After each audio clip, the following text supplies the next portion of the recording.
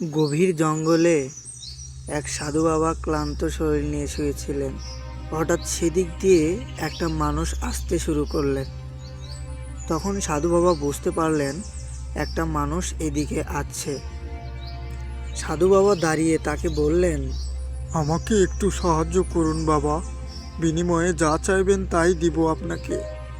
লোকটি সাধু বাবাকে ভুল বুঝে বললেন, আপনি এক সাধারণ মানুষে আমাকে সাহায্য করবেন আর আমি এটা মেনে নিব?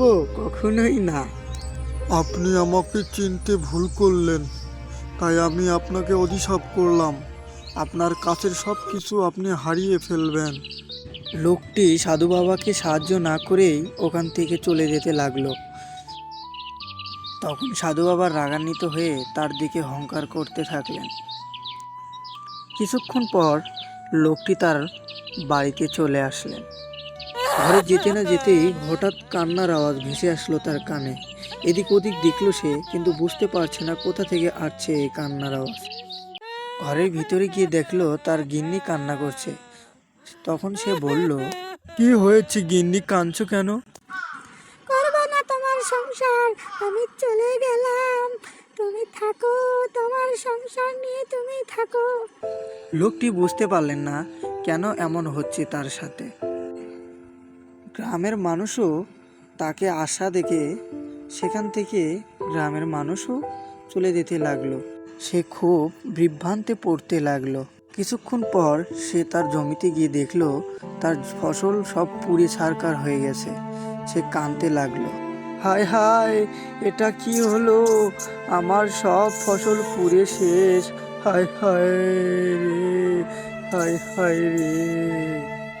লোকটি বুঝতে পারলেন এগুলো সাধু বাবার অভিশাপের জন্যই হচ্ছে।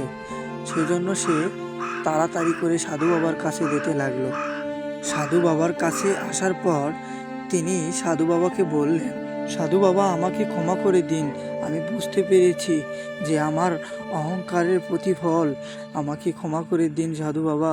আর জীবনেও এইরকম করব না, আমি আগের চেয়ে অনেক ভালো হয়ে যাব। তখন সাধু বাবা তাকে বললেন, একটা শর্তেই আমি তোমার অভিশাপ তুলে নিতে পারবো। সেটা হলো, কুমির রাজ্যে একটা জাদুর ব্যাগ আছে, সেই ব্যাগ আনতে হবে। লোকটি সাধু বাবার শর্তটি মেনে নিলেন এবং কুমির রাজ্যে যাওয়ার যাত্রা শুরু করলেন। হঠাৎ পেছন থেকে কি যেন শব্দ করতে লাগলো। এদিক ওদিক দেখলো আর ভয়ে কাঁপতে লাগলো। না, সে করেই হোক, আমার কুমির রাজ্যে যেতেই হবে। লোকটি আবার হাঁটা শুরু করলেন। কিছুক্ষণ পর কুমির রাজ্য সে চলে আসলেন। আমাকে মারবেন না, আমাকে ওই জাদুর ব্যাগটি দিলেই আমি এখান থেকে চলে যাব। কুমির তখন বললেন, ঠিক আছে, চলুন, আমার সাথেই চলুন, আমি আপনাকে আমার রাজ্যে নিয়ে যাই। এই বলেই লোকটিকে কুমির রাজ্যে নিয়ে গেল।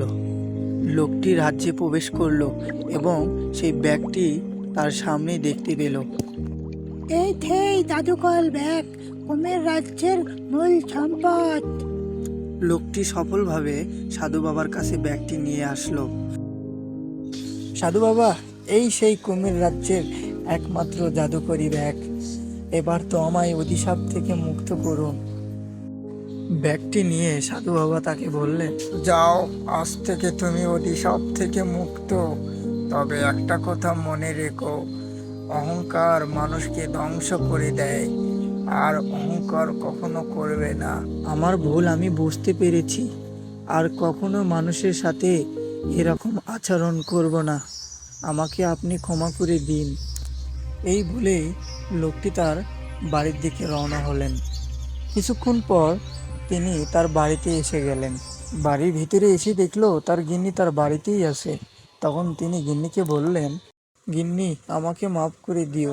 আমি তোমার প্রতি অনেক অত্যাচার করেছি, অনেক জুলুম করেছি, আমাকে ক্ষমা করে দাও। তারা আবার আগের মতো করে সংসার শুরু করলেন।